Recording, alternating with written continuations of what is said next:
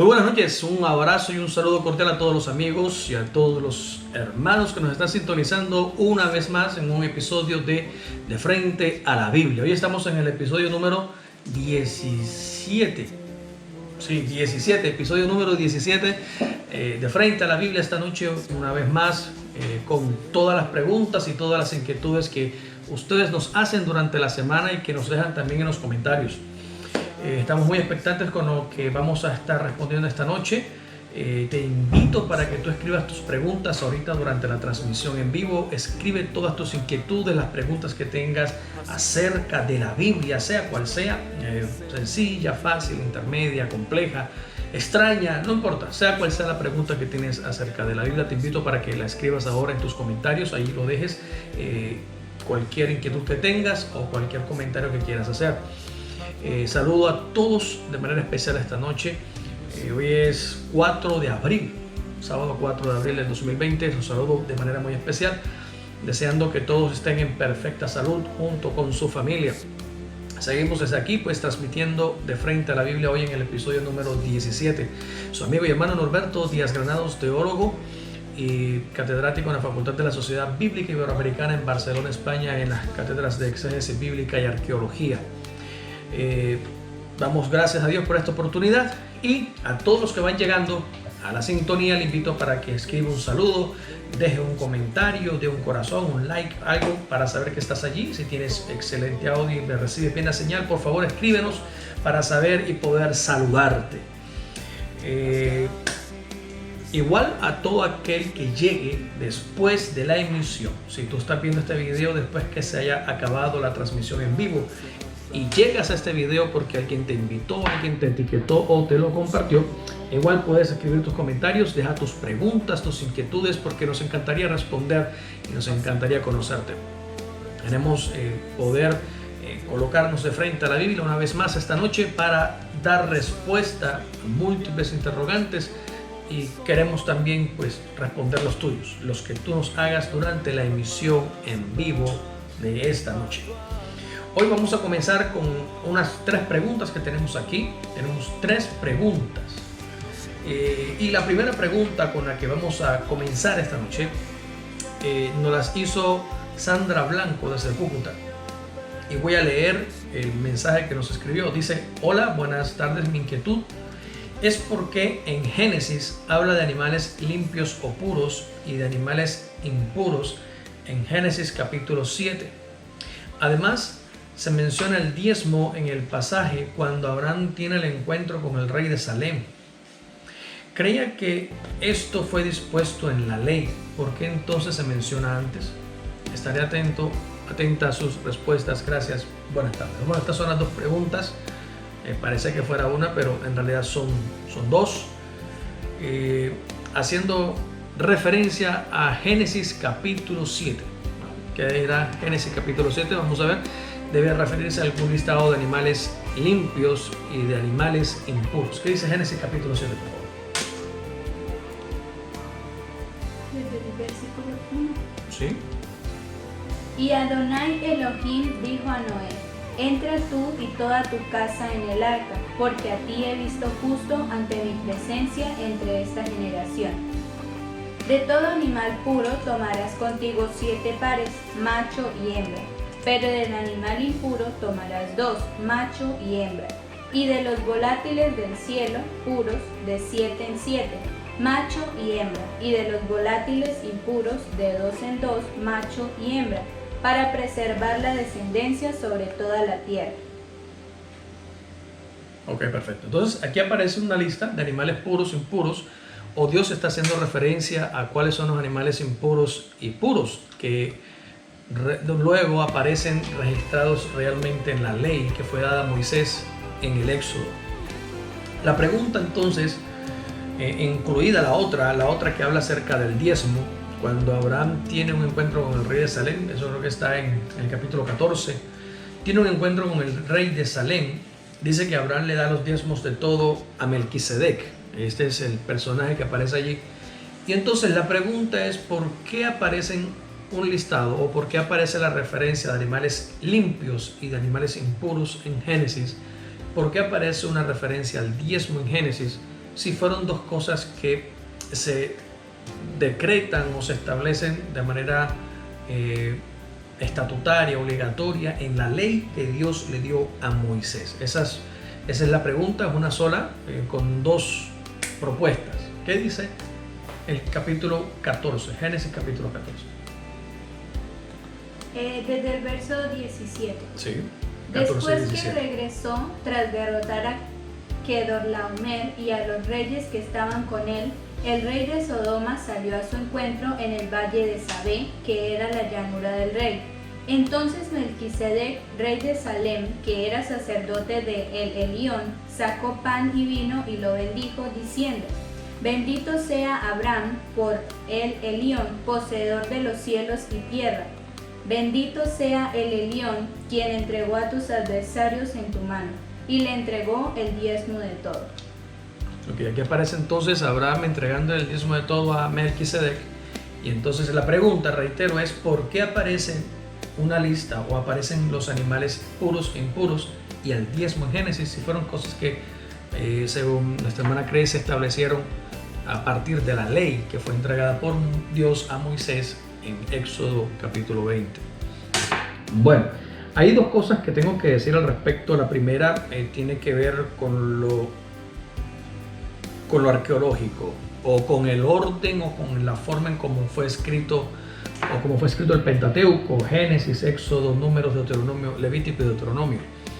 El asunto con estos listados, que no solamente suceden en el Pentateuco, sino en otros libros de la Biblia, es que se pueden inferir escrituras tardías o escrituras que hagan referencia a un hecho o a un evento que sucedió mucho tiempo después en la cronología, a pesar de que están citadas antes en el espacio temporal. Voy a explicarlo de otra forma. Cuando Moisés compila todos los 5 libros de Deuteronomio, Moisés lógicamente es autógrafo del Éxodo, de Números, de Levíticos y gran parte de Deuteronomio. Él los escribió él mismo.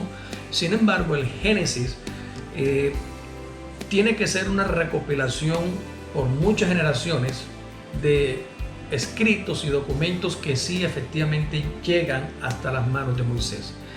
En este caso, muchas de las cosas escritas en el Génesis, o todas, por decirlo así, todas las cosas que están escritas en el Génesis a nivel cronológico antecedieron a la vida de Moisés. Es decir, Moisés no fue testigo de eso, Moisés no estuvo allí.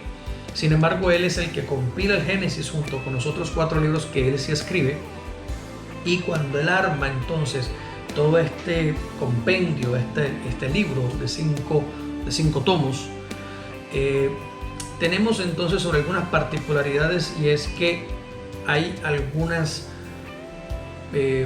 injerencias o palabras también que se escribieron posteriormente, que fueron incluidas en el Génesis, no sé si por los copistas o si por el mismo Moisés o si por los escribas posteriores o por los traductores modernos.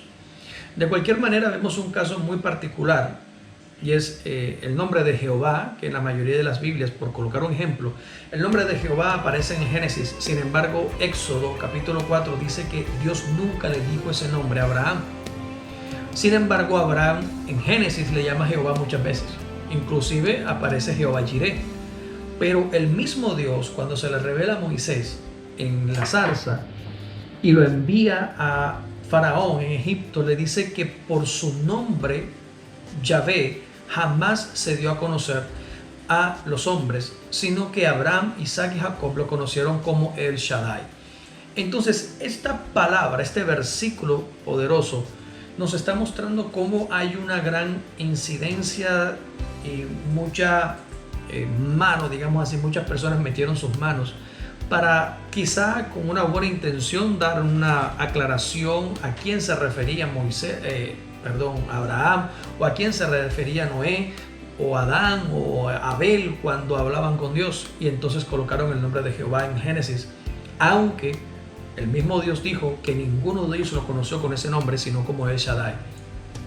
Situaciones como esta se dan a lo largo de todo el Génesis en muchos pasajes, Y seguramente, desde el punto de vista arqueológico, lamentamos no tener el original del Génesis o los textos originales del Génesis. Tenemos solamente copias de copias que, lógicamente, como ya les he dicho, han podido ser modificados con buena o mala intención.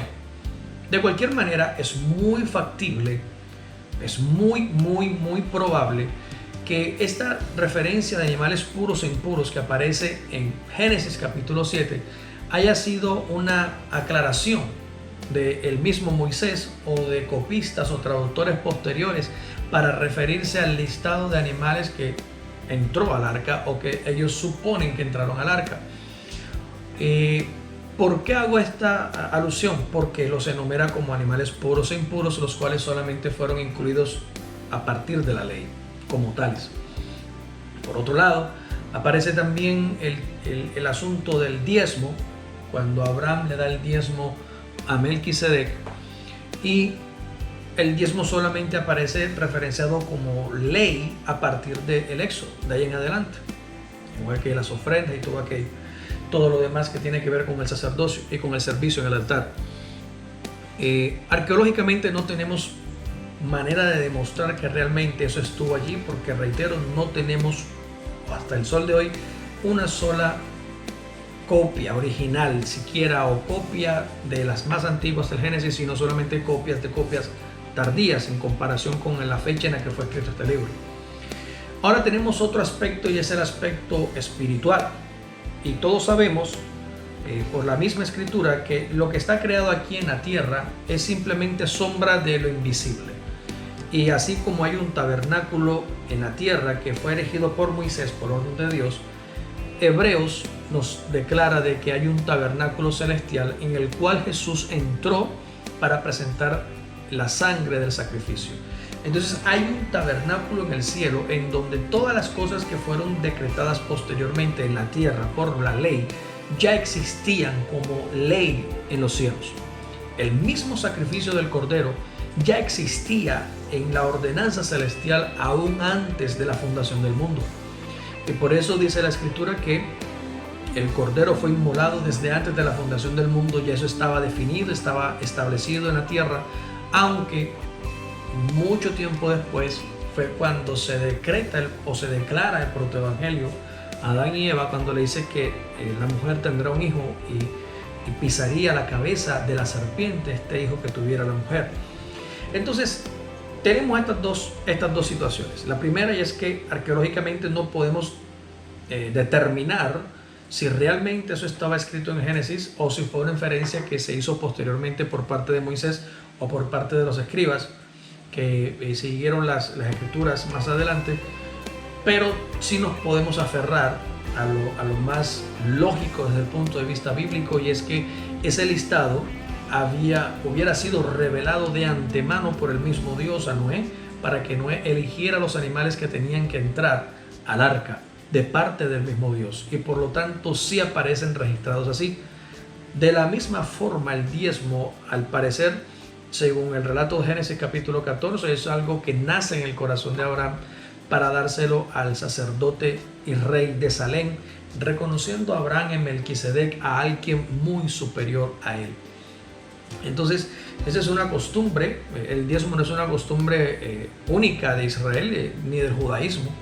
El diezmo hace parte de muchas tradiciones orientales, y en la antigüedad se practicaban con mucha frecuencia estos ofrecimientos, holocaustos, ofrendas en general se practicaban mucho, y pues no causa ninguna sorpresa de que Abraham, siendo un hombre de una cultura antigua, sienta en su corazón llevar esta práctica que era muy usada y muy común en ese tiempo, para reconocer la supremacía o la jerarquía que tenía Melquisedec sobre él, a pesar de que Abraham era también el patriarca que Dios había escogido para traer una bendición a todas las familias de la tierra. Posteriormente, la ley, cuando es dada por medio de Moisés a su pueblo, a Israel, esta ley trae la revelación de todo lo que Dios quería hacer de su ley celestial y entregársela a un pueblo en la tierra para que siguiera sus ordenanzas y sus mandamientos.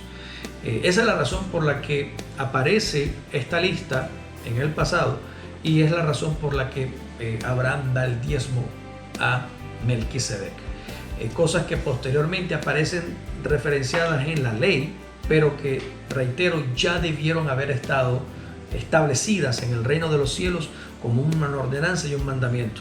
Y aunque arqueológicamente no tenemos evidencia de cuándo se escribieron, sí podemos saber por la misma escritura que son leyes y normas existentes, preexistentes en los cielos, que fueron reveladas paulatinamente a la humanidad y que en algún momento de la historia, a través de Moisés, llegaron a constituirse en una ley y en estatutos constitucionales para la nación de Israel.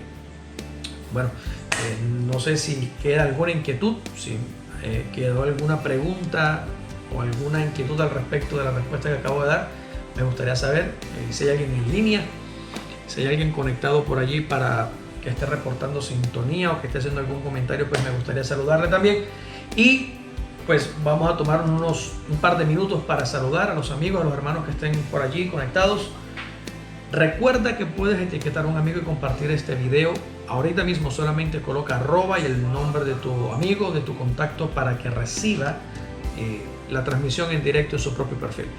Vamos a mirar qué está pasando por aquí.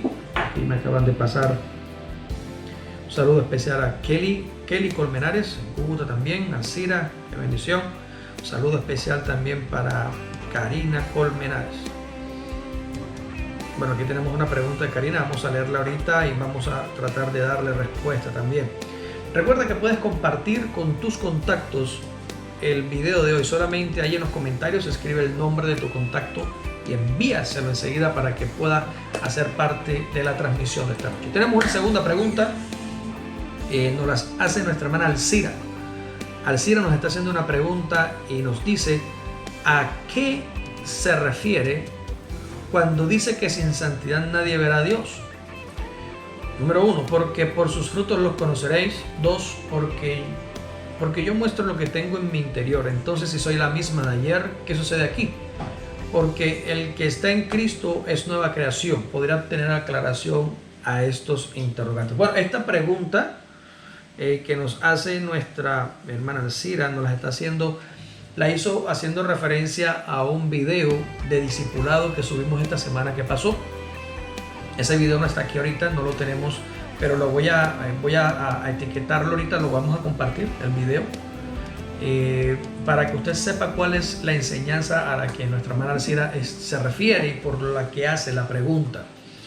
Sin embargo, voy a dar respuesta, ahorita voy a darle respuesta a este interrogante, y me refiero a ese video, creo que es el discipulado número 34, el arrepentimiento de las obras muertas. Es el 34, video número 34, sí, creo que es el video número 34, arrepentimiento de obras muertas, la segunda parte. O el 34 habla de los 5 ministerios. O entonces el 37 fue el último. Creo que es el 37, arrepentimiento de las obras muertas. Vamos a colocar ese link y vamos a copiarlo aquí mismo en el chat, por favor. Vamos a copiarlo para que los hermanos sepan cuál es.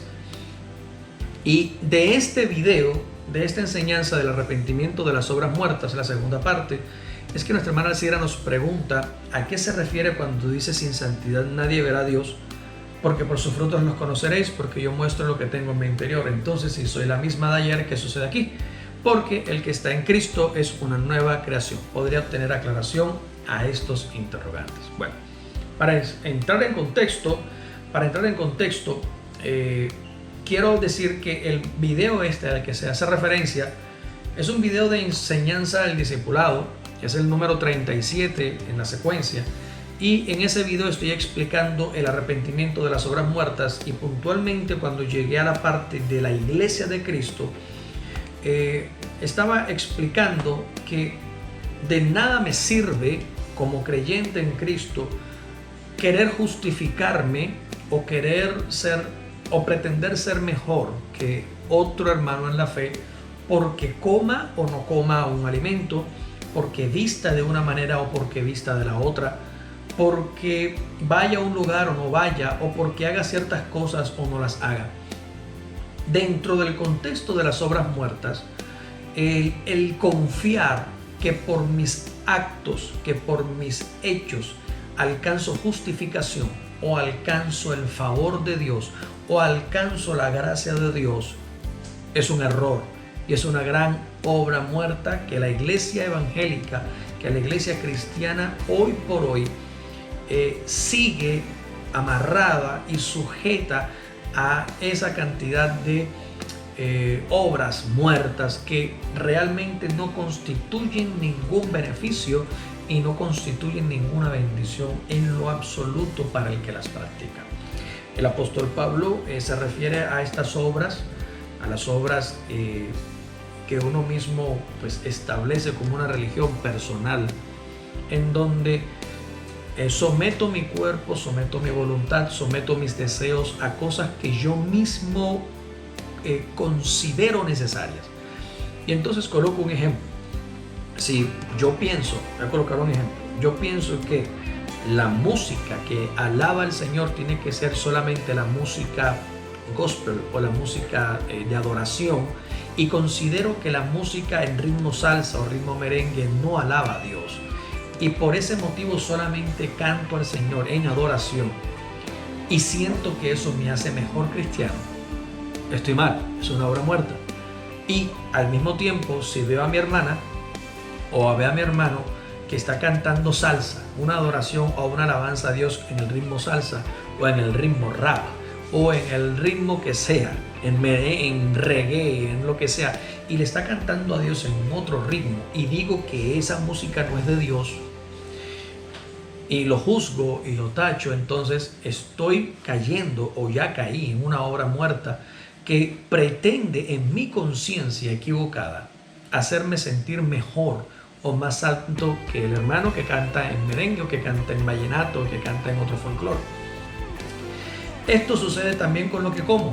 Hay personas que no comen cerdo porque creen que si comen el cerdo se vuelven pecadores, y cuando no lo comen juzgan al que lo come porque anda comiendo cosas que Dios dice que no hay que comer. Sin embargo, el apóstol Pablo en ese caso específico también enseña de que Dios bendijo y santificó todos los alimentos y de todos podemos comer. No hay ninguna razón por la que no haya que comer. Y el apóstol Pedro también le fue revelado por medio del mismo Señor que de todos los animales, aún los impuros, de los que hablaba ahorita nuestra hermana Sandra que preguntaba, aún de los animales impuros que aparecen en la Biblia podemos comer, porque Dios, a través del sacrificio de Cristo en la cruz del Calvario, lo santificó todo. Esto mismo aplica con las costumbres, con las tradiciones, con la vestimenta, con la forma de hablar, con la forma de caminar, con la forma de peinarse, de todo lo que hagamos. Nada de eso tiene que ver en lo absoluto con que yo sea mejor o peor cristiano o que gane el favor de Dios si hago o dejo de hacer cosas. Entonces, en ese video estaba explicando que el creyente que pretende justificarse o que pretende sentirse más santo o sentirse mejor que otro porque hace o no hace ciertas cosas, tiene que arrepentirse. ¿Sí? Tiene que arrepentirse porque no hay ninguna obra buena que yo haga, que me vista de tal manera, que hable de tal forma. Son buenas obras, digamos que sí. Digamos que es una buena obra vestirme de saco y corbata. El que yo haga eso no me hace mejor, aunque sea una buena obra. Pero si me visto de suéter, y muchos juzgan que no es bueno hacerlo, el que yo me vista de suéter no me hace peor tampoco. No voy a perder el favor de Dios porque vista ropa de gala o porque vista ropa deportiva y que así predique. Una vez me encontré con algunos hermanos en una ciudad, creo que fue en Chile. Estaba en Chile, íbamos a compartir un seminario, sí, íbamos a compartir un seminario, y el pastor que tenía el encargo de ir no pudo ese día, entonces me invitaron para que yo fuera. Tenía que ir a compartir el mensaje del Señor a una comunidad haitiana en Quilicura, en Chile, en Santiago.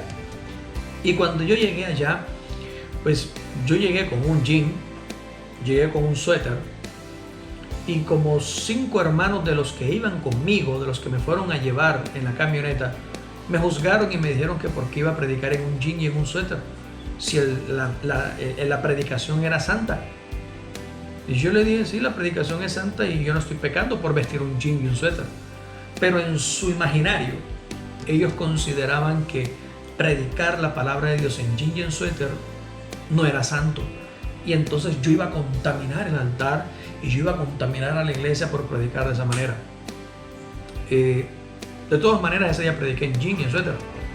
Y la gloria de Dios se derramó sobre ese lugar y fue una gran bendición. Hasta el sol de hoy tengo contacto con la iglesia haitiana y algunos años después Dios me permitió ir directamente al mismo Haití y estar con más de 25 pastores por casi 10 días en seminarios y en enseñanzas.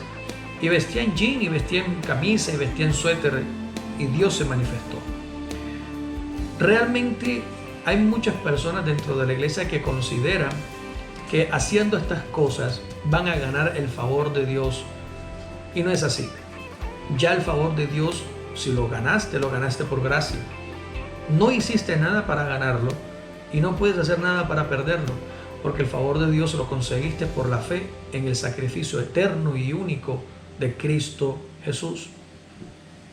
Ahora bien, dicho esto y explicado esto de que ninguna de estas obras, buenas o malas, que haga o deje de hacer, me hacen mejor o me hacen peor, y que ninguna me justifica. Dicho esto, aclaro entonces lo segundo. Ninguna persona que ha nacido de nuevo y que ha creído en el Salvador va a actuar de manera impropia, según el testimonio que el mismo Espíritu Santo le dé de lo que debe hacer. Y como esto es una situación muy íntima y muy personal, sé que el Espíritu Santo le dará claridad a cada uno en particular de cómo hablar, de cómo comportarse, de cómo ser un padre, de cómo ser madre, de cómo ser hijo, de cómo ser un hermano. El mismo Espíritu de Dios que lo ha escogido para santificarlo, para justificarlo y para redimirlo, ese mismo Espíritu le va a dar el testimonio y le va a dar la convicción pertinente a esa persona de lo que debe hacer y de lo que no debe hacer. Juzgar eso no nos corresponde a nosotros. Yo no puedo juzgar a un hermano porque no viste como yo, o porque no come lo que yo como, o porque no canta como yo canto, y en ese juicio decir, tú eres un pecador, gloria a Dios por mí, porque yo sí no hago eso. Yo, ay, bendito sea Dios, Dios sí me ha transformado porque ya yo no hablo así, o Dios sí me ha cambiado a mí, bendito sea Dios, porque ya yo no como eso, o porque ya yo no canto eso, o porque ya no visto de esa manera. El pensar así, reitero, es estar aferrado a las obras muertas que pretenden darte una falsa justificación en cuanto a lo que haces para Dios. Lo importante en esto es reposar y descansar en Cristo Jesús. Saber que no hay nada que yo haga o deje de hacer que me dé pleitesía o que me dé garantías mayores que el que no las hace. Porque recordemos lo que dice la Escritura. No es del que corre ni del que quiere, sino de quien Dios tiene misericordia. En ese contexto de lo que acabo de decir, me refiero a las obras muertas. No estoy diciendo que el que llega a Cristo pueda seguir haciendo lo que quiera como si estuviera en el mundo, vagabundeando, en libertinajes, en concupiscencias. No he dicho eso. Eso. De hecho, la Biblia aclara que cuando una persona viene a Cristo, nueva criatura es. Pero hay muchas personas que creen que son nuevas criaturas porque visten diferente o porque hablan distinto y creen que son nuevas criaturas, juzgan, condenan y señalan a los que ellos consideran que no lo son. Y yo estoy convencido que muchos están equivocados pensando eso. Y estoy convencido de que tienen que arrepentirse. Por mi parte, he tratado de jamás señalar, criticar, juzgar a otro hermano porque haga o no haga algo, porque creo que el mismo Dios que me tiene paciencia a mí se la tiene a Él. Y en muchas de las cosas que Él no hace, yo las hago. Y muchas de las cosas malas que Él ya no practica, seguro las practico yo. Y entonces no viene al caso señalar a otro hermano, juzgarlo, criticarlo, burlarse, mofarse o condenarlo, decir que es un carnal, un pecador, porque para eso Dios no nos puso. Dios nos puso para reconciliar al mundo con Dios y a Dios con el mundo. Ese es nuestro ministerio. Entonces espero haber dado respuesta, hermana Alciera, a tu inquietud al respecto de ese video del discipulado número 37, ¿verdad? Fue el 37. Bueno, yo creo que ya quedó explicado. Si tienes alguna inquietud todavía, pues te agradezco que hagas la pregunta. Bueno, un saludo especial para Tita Ferrer, gloria a Dios, nuestra hermana Tita, Juliet García también, Yomar Oliveros, saludo especial. Mel Ferrer, Melito, un abrazo, mi hermano, allá en Bogotá. Eduardo Leiva también, bendiciones allá en Malambo. Yaira Sierra, un saludo especial, mi hermana. También un abrazo, bendiciones también. Florelia Céspedes también, que bendición. Angie García, un saludo especial a todos. Kelly Colmenares también tiene otra pregunta por aquí. No, un comentario, dice: lo que pasa es que hay miembros de la iglesia que se creen más que otros, y hay también están en pecado porque no todos cuentan con la misma situación económica y pueden vestir igual y comer lo mismo.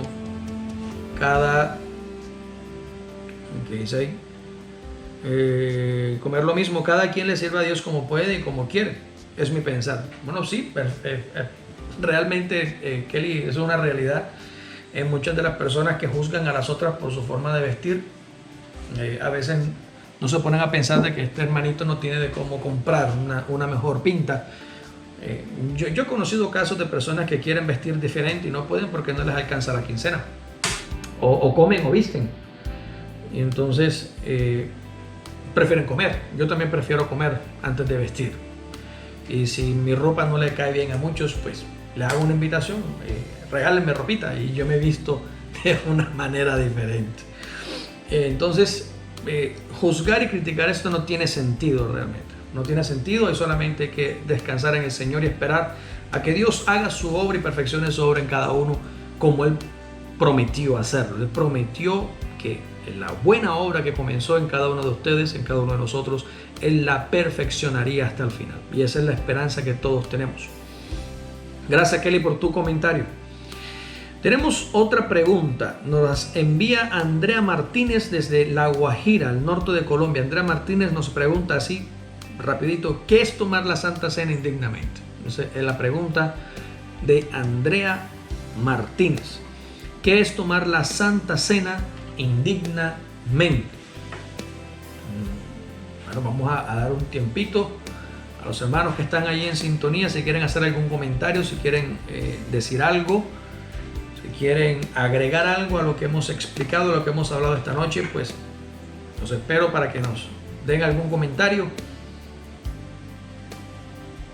O si quedó alguna pregunta en medio de la explicación, algo que no haya quedado claro, algo que haya surgido en medio de lo que estaba hablando, por favor coméntalo para poder tratar de responderlo en esta noche.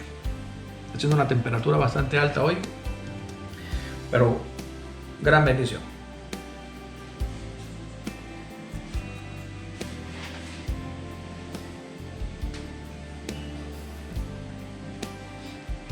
Entonces, ¿qué dice la gente? ¿Por qué o no? La pregunta es: ¿qué es tomar la Santa Cena indignamente? ¿Qué es tomar la Santa Cena indignamente? Esta pregunta nos la envía, reitero, Andrea Martínez desde Guajira, Colombia. Acabó de llegar ahorita la pregunta, me la mandaron aquí al correo interno. ¿Qué es tomar la Santa Cena indignamente? Bueno, espero que Andrea esté conectada para poderle dar respuesta a este interrogante. ¿Qué es tomar la cena del Señor o la Santa Cena indignamente? 1 Corintios capítulo 11,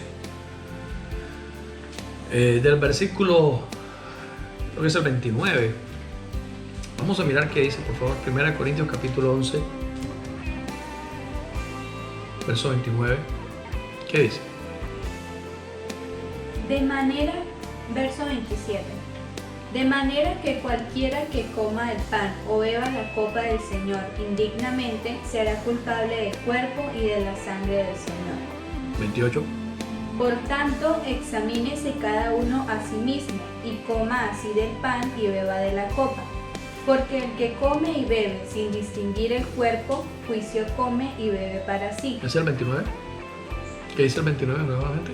Porque el que come y bebe sin distinguir el cuerpo, juicio come y bebe para sí. Ok, bueno, vamos a explicar qué significa tomar la Santa Cena o la Cena del Señor de manera indigna o indignamente.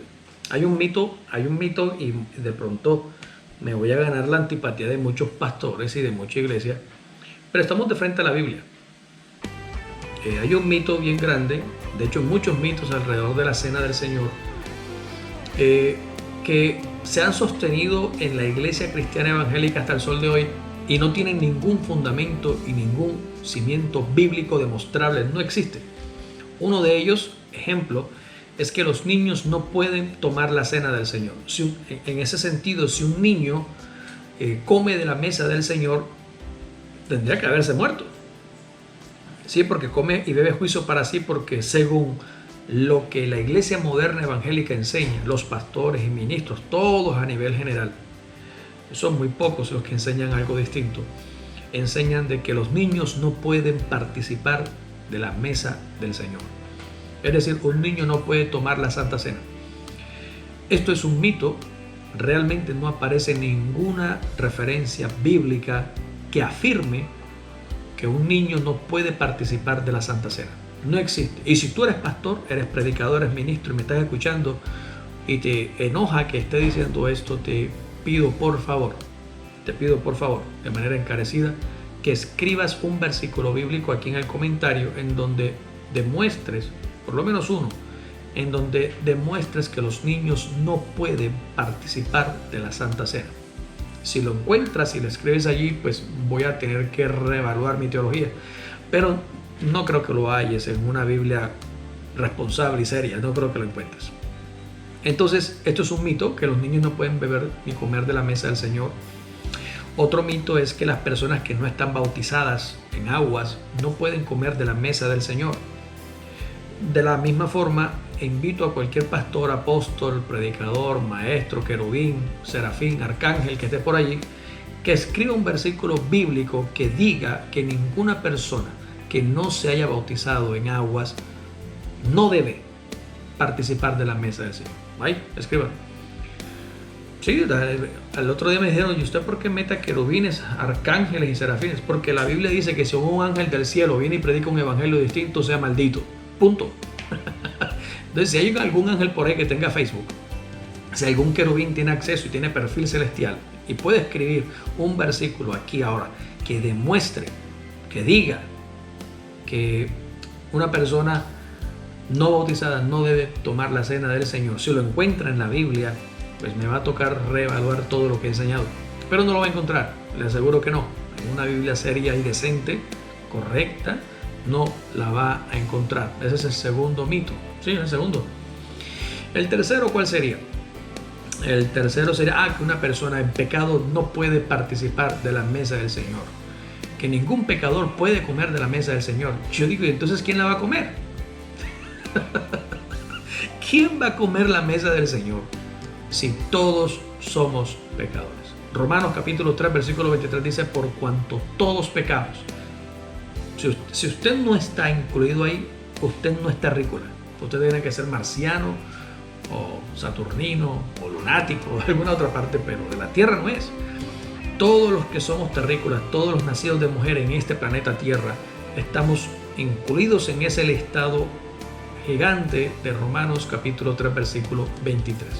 Decir que ningún pecador puede participar de la mesa del Señor es tan absurdo y tan estúpido como pretender que Cristo no vino en carne y hueso aquí a la tierra. Ese es el mismo espíritu del anticristo el que hace eso.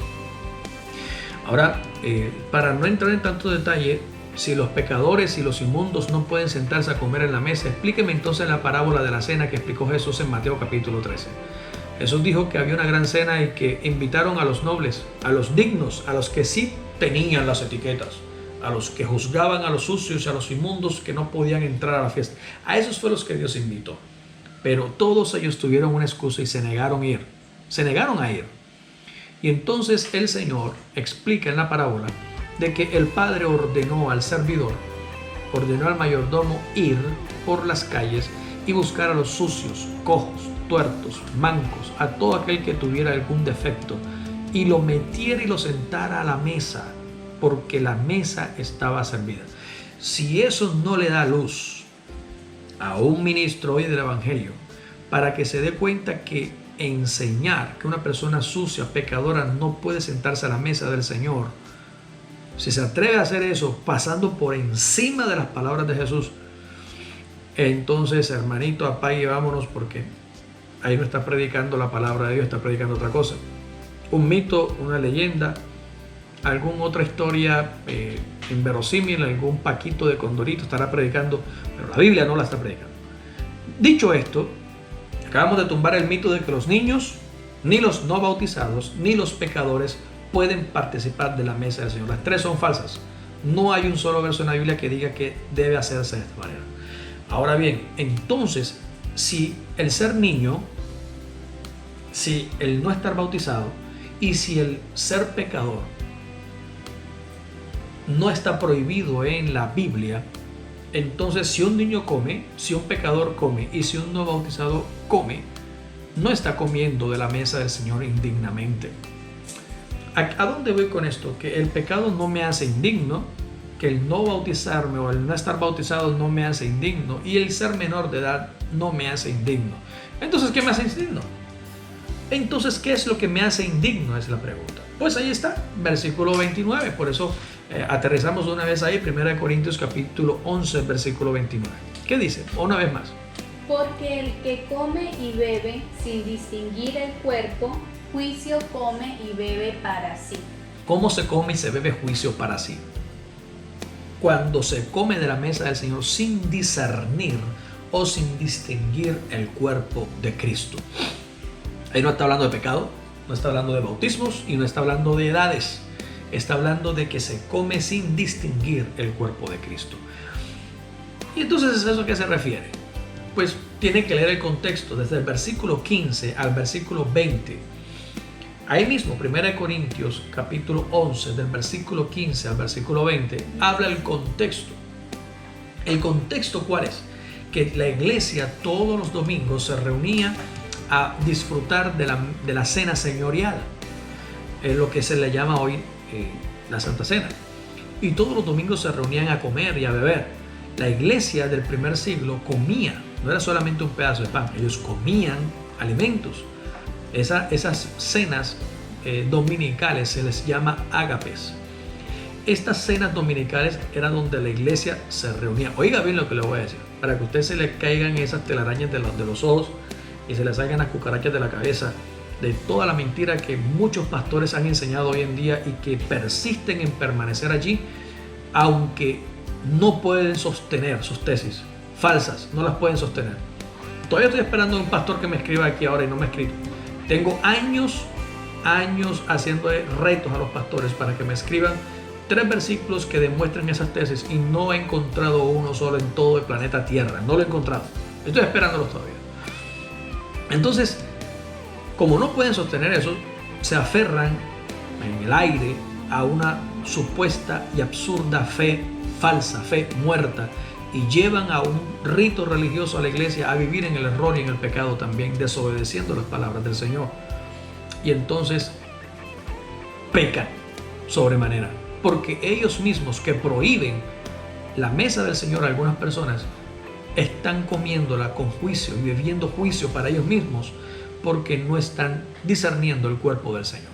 Entonces, en el contexto, la iglesia del primer siglo, oiga bien, se reunían los domingos a comer. Era un banquete público en donde toda la iglesia se reunía a comer. La iglesia, los nuevos creyentes, los que estaban llegando y los vecinos no creyentes, toda la calle la invitaban.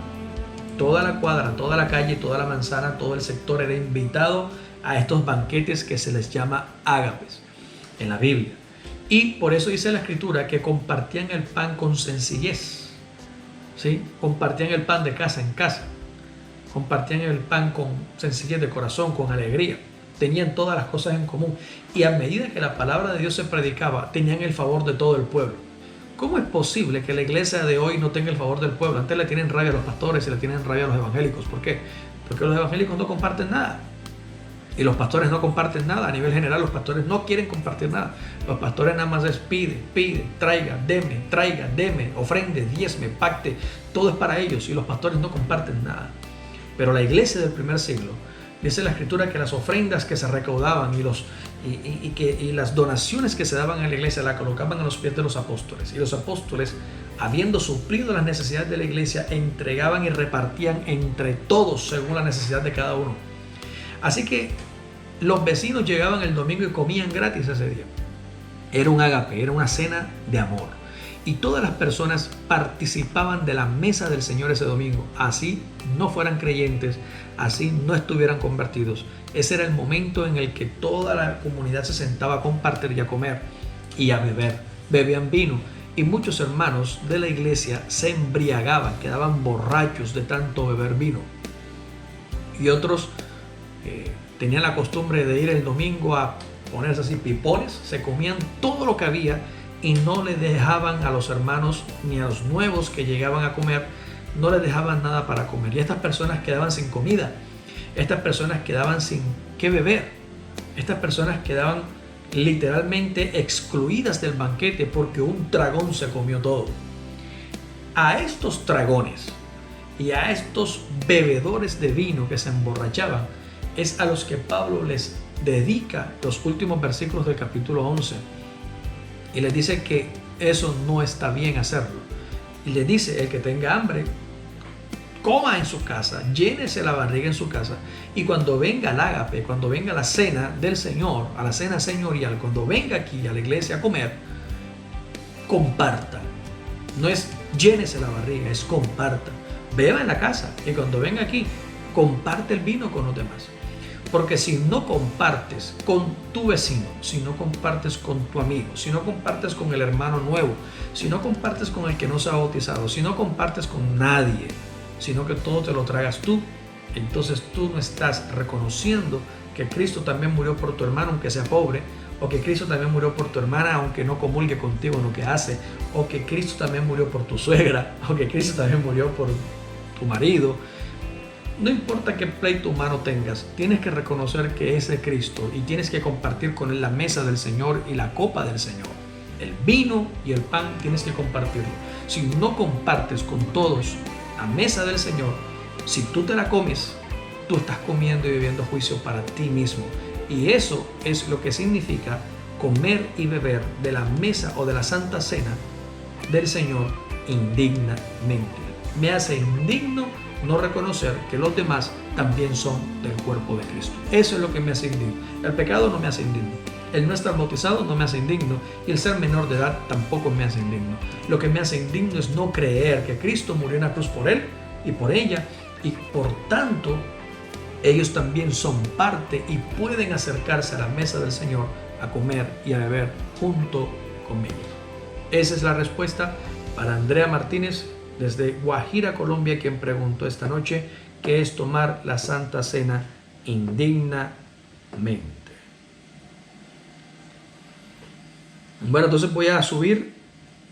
Hay algunos hermanos que están llegando. Cristian Jiménez, un saludo especial, mi amigo. Voy a regresar aquí a una pregunta que creo que hizo Karina. Bueno, dice dos preguntas. ¿Bíblicamente es correcto bautizar a los niños de meses o de pocos años? ¿Hay alguna edad establecida para poder bautizarme? Bueno, bíblicamente, aprovechando aquí ya la pregunta que está hecha, la voy a repetir por si alguno no la alcanzó a escuchar. ¿Es correcto bautizar a los niños de meses o de pocos años? ¿Hay alguna edad establecida para poder bautizarme? Bueno, bíblicamente el bautismo se debe realizar cuando la persona tiene edad para arrepentirse de los pecados. El bautismo es un paso de fe, no es un sacramento, no es un estatuto religioso, no es nada de eso. El bautismo es un acto de fe. ¿De fe en quién? De fe en Jesús. El bautismo en Hebreos capítulo 6, versículo 1, aparece como el cuarto elemento de la doctrina bíblica. El primero es Cristo. El segundo es el arrepentimiento de las obras muertas. El tercero es la fe en Dios. Y el cuarto paso es el bautismo. Yo no puedo bautizarme antes de creer en Cristo, antes de arrepentirme, antes de saber quién es Cristo, de conocerlo. Antes de arrepentirme y antes de creer en Jesús como mi Salvador, no me puedo bautizar. Eso es un absurdo. Sí, yo no puedo llegar al 4 sin pasar al 1, al 2 y el 3. Hay un orden. Y el orden bíblico me dice que debo conocer a Cristo. Número 1, conocer quién es mi roca y mi Salvador. Número 2, tengo que arrepentirme del pecado, de las obras muertas. Número 3, tengo que poner mi confianza en Cristo como mi único y suficiente Salvador, creer en Él, confesarlo. Y una vez que he hecho estas 3 cosas, entonces puedo voluntariamente descender al bautismo para ser bautizado en el nombre de Jesús. Un bebé no conoce a Jesús porque no tiene conciencia de quién es Jesús. Un bebé no se arrepiente de nada porque no ha pecado y no tiene conciencia de pecado. Y un bebé o un niño no puede creer en Jesús como su Salvador porque no tiene conciencia de que lo necesita. Y en cuarto lugar, un niño voluntariamente no va a bautizarse porque ninguno de los 3 casos anteriores, los 3 pasos anteriores se dieron. Entonces, hay religiones como la religión católica que enseña de que el niño o que el bebé debe ser bautizado cuando bebé por el pecado original. Eso es falso, la Biblia no lo dice. Lamento mucho el que cree que sí o el que defiende esta doctrina, pero de frente a la Biblia estamos hoy. Hoy estamos de frente a la Biblia. Y la Biblia enseña lo que acabo de decir. Ningún bebé, ejemplo, ningún bebé puede ser llevado. Yo no puedo llevar a mis hijos siendo pastor de la iglesia, o siendo apóstol de una iglesia, o siendo predicador, evangelista, o un hermano en la fe. Yo no puedo llevar a mi hija Elizabeth, que tiene 7 años, va a cumplir 8 años, y como yo creo en Cristo, entonces la voy a llevar y la voy a bautizar para que... No puedo, ella no se ha bautizado todavía. Mi hija Elizabeth no se ha bautizado, tiene 7 años. Cree en Jesús, ya lo conoce porque ya le hemos hablado tiene 7 años escuchándome predicar. A mí, a la mamá y a la iglesia y a todos los hermanos. Tiene 7 años escuchándonos predicar quién es Cristo. Ella conoce quién es Jesús. Tiene 7 años en los cuales todavía no creo que tenga conciencia de pecado. Es un angelito todavía. Va a llegar el momento en el que ella comenzará a crecer y tendrá que arrepentirse de los pecados que comienza a cometer de manera consciente. ¿Sí?